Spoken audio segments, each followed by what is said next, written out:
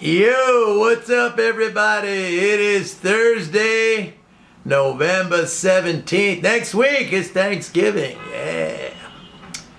Hey, remember when everybody was talking about QT, quantitative tightening? Ooh. Remember the build up to that? Like, when the market was getting clobbered in June because of that quarterly corporate tax payment that resulted in a big drain. What was that? I was telling you guys about that. It was like almost 160 billion drain. That it took a while for that thing to be replenished. But I said when it gets put back in, when that tax drain gets put back through the normal course of government spending, the market's going to be higher. And that's what happened. But of course, back in June, the narrative was the Fed rate hikes. And if you think this is bad, wait until they start QT. Just wait. Like, it was being painted as this approaching tsunami of massive selling and collapse in the market. You know what I'm talking about, because it was like every day, and they were saying, QT is coming, and and we're having the rate hikes and QT, and it's going to be the worst thing since the Great Depression. I mean, that's how it was being painted. Well, I got some news for you, folks. Like, QT kind of got going in early June. The Fed's balance sheet since early June has dropped by about 300 billion. It is now negative year over year. I think it's down about 50 billion compared to where it was last year, but the total drop from early June until now, about 300 billion. We went from like 8.9 trillion to 8.6 trillion, and change. So, I mean, we're definitely seeing, if you want, QT, if you want to call it that. I've explained what it was a million times. It's not a tightening. It's an asset swap, less reserves, more securities. I've been through this a million times. Anyway, so yeah, it's down 300 billion. And guess what, folks? The S&P is up 10% in that period of time. I don't know, no tsunami, no end of the world, no apocalypse, no catastrophe, no Great Depression like the 1930s. Not only that, okay, but bank loans are up, get this, about 600 billion in that time. Bank loans have increased by nearly 600 billion. So the Fed doing QT, all right? That was supposed to be horrible, terrible, the worst thing since the 1930s. Look, yeah, I remember back when they started really getting hyped up about QT, and I'm talking about the media and all the know-nothing pundits out there. I was seeing videos on YouTube posted not just every day, but almost hourly, about how this is the prelude to this massive catastrophe. So, it's down 300 billion. Granted, okay, it's got a lot further to fall because it went from nearly 9 trillion. That's a small percentage drop, but it's still that we're doing, QT is happening. And it was supposed to result in a big collapse. And as a matter of fact, the opposite is happening. The stock market's up 10%. The S&P's up 10%. Bank loans, that's another thing. There's another fallacy exposed. Like, totally exposed. Because all these people believe, when the Fed does QT, it's taking away the punch bowl, right? It's draining out the money supply. I mean, it's not. And, they're thinking, like, since it's draining out the money supply, banks are not going to be able to lend. I mean, there's actually people in the freaking Fed and throughout the profession of mainstream economics, if you want to even call it a profession. It's like some kind of a crazed, idiotic religious cult, if you ask me. But it is permeated with people who think this and who espouse this. They say this stuff. Okay? Now, here we are once again, where the reality is completely contrary to what these people have been telling us, what they have been predicting, completely opposite. Now, did that make them go back and re-examine their theories? No, they don't do that. They just keep doubling down on the same, erroneous, flawed, ignorant talking points. And that's all these are. Just talking points that are completely wrong and perverted and actually backward.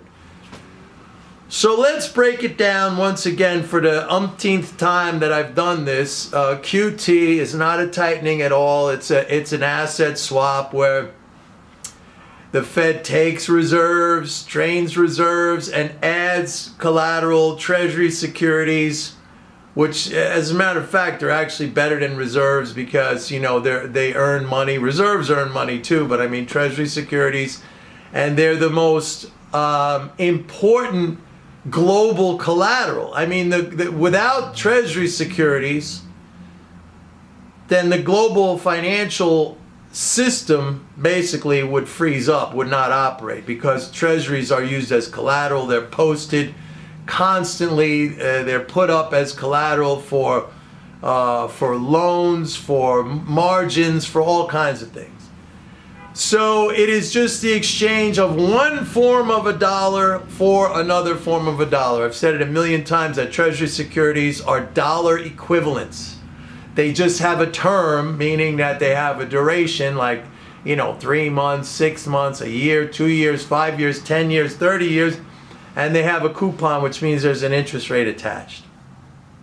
So that's what the dreaded QT is. Okay, it's just a big asset swap.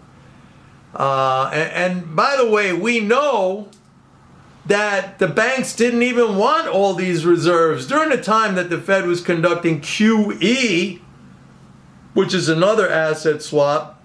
It's not printing money. It's just taking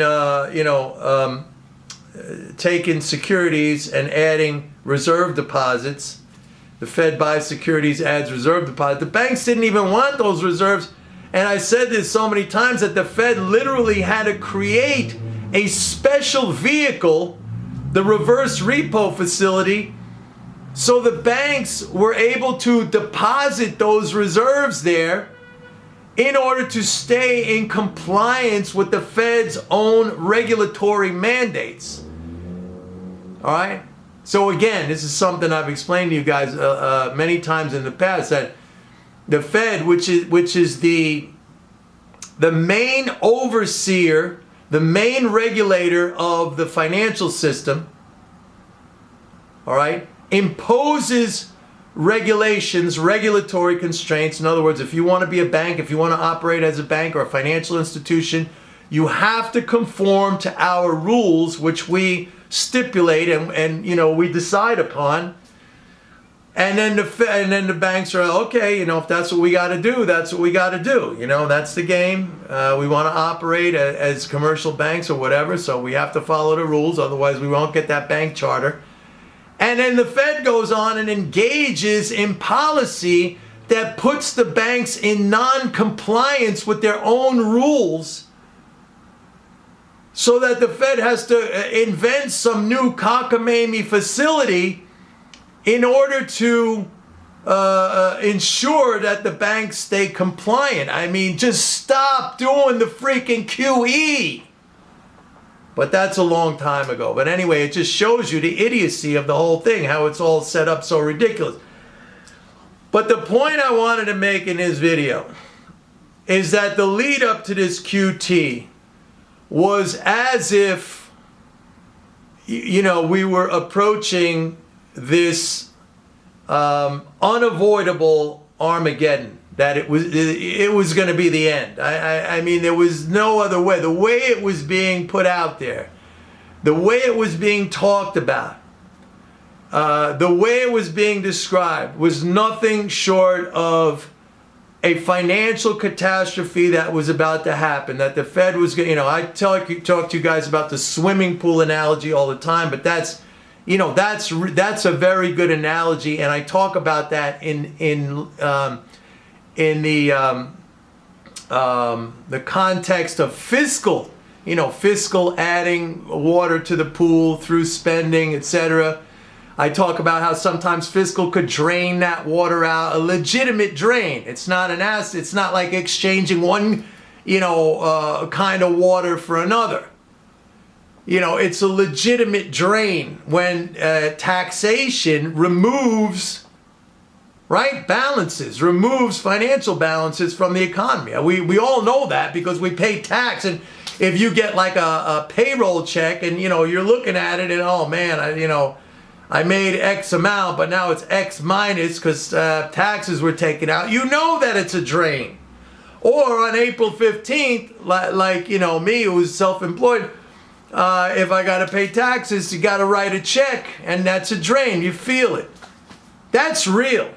And vice versa. If you get a check from the government, whatever that is, a Social Security check or an unemployment check, or if you're a vendor to the government, if you sell something, if you're a defense contractor or whatever, or if you're an employee of the government and you get a check, that's yours. I mean, that fills up your swimming pool. But this monetary operation stuff, it doesn't change anything in this swimming pool. Now you got, that's between you and I, you and me. We're the only ones who seem to understand this. I mean, the rest of the world, again, is 100% myopically focused on monetary policy and how that's like either, and it's, always in the context of printing money or now QT is drain. No drain. 600 billion in new loans. Okay, they don't lend out reserves. Actually, loans create reserves. Even if the bank doesn't have enough reserves to make a loan. By the way, if you go into a bank and you ask for a loan and you're sitting down with the loan officer and, he's evaluating you. He's like, oh, John, you look pretty good. You got enough income. You don't have too much debt. Okay, we're going to give you this loan. He doesn't pick up the phone and call down to the reserve desk at the bank like, hey, Charlie, do we have enough reserves? I want to give John the loan over here. No, he makes the loan based on your credit worthiness. And if the bank doesn't have enough reserves to cover, because, they need a 10% reserve ratio, what happens is the bank gets an overdraft at its account at the Fed, right? Commercial banks have accounts at the Fed.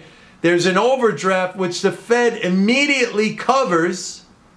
So the reserves are added by the Fed, and then the bank has, I think it's a 2-week period to make, to pay back the Fed basically. So they borrow the reserves. But the reserves get added as a consequence of the loan.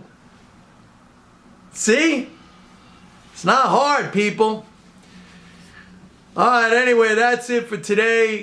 Today actually was a good day, even though we settled a little bit lower, but they tried to knock it down. There were some Fed comments, again, stupidity, total stupidity, like, oh, our models are not working. They're working beautifully. I mean, if it wasn't for these ridiculous rate hikes over the last, 7 months, 8 months, inflation would already be a lot lower. I mean, inflation is falling because, we're seeing like oil prices come down. We're seeing used car prices come down. A lot of those components of the CPI are coming down. But because the Fed has raised interest rates, these idiots, our policies are not really working. They're working beautiful. They're working just as they're supposed to work. They're keeping the price level higher than what it would have been if you idiots didn't raise rates so much, right? The cost of credit is reflected in the cost of all goods and services. Very simple. Anyway, that's it for today, folks. Enjoy. See you tomorrow. Bye.